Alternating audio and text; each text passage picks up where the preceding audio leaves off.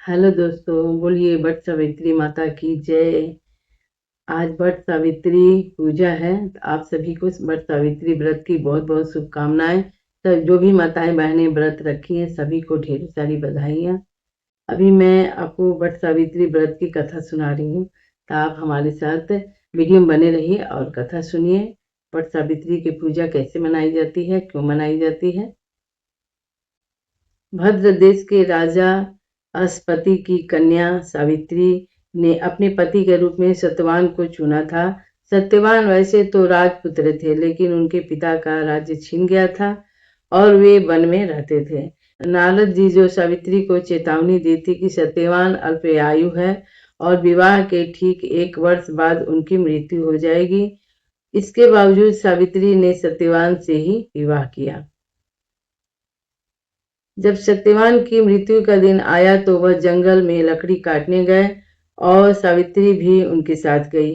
पेड़ के नीचे सत्यवान ने सावित्री की गोद में सिर रखकर अपना प्राण त्याग दिया।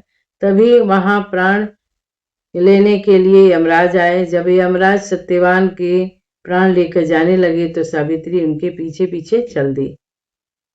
यमराज ने सावित्री को लौट जाने को कहा, लेकिन सावित्री ने अपने बातों और भक्ति से यमराज को प्रभावित कर लिया। यमराज ने प्रसन्न होकर उन्हें 3 वरदान मांगने को कहा।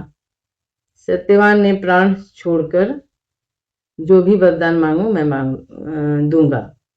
सावित्री ने अपने अंधे सास ससुर की आंखों की रोशनी और उनका खोया हुआ राज्य मांगा। दूसरा वरदान अपने पिता के लिए 100 पुत्रों का वरदान मांगा। और तीसरा, सावित्री ने बड़ी चतुराई से स्वयं के लिए 100 पुत्रों की माता बनने का वरदान मांग लिया। यमराज ने तथास्तु कर दिया।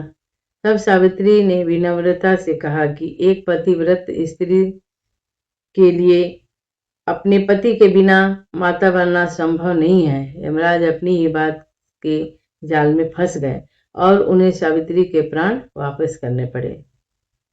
सत्यवान के प्राण वापस आने पर सावित्री ने उसी वट वृक्ष बरगद की पूजा की और उस पर सूत लपेटकर परिक्रमा की।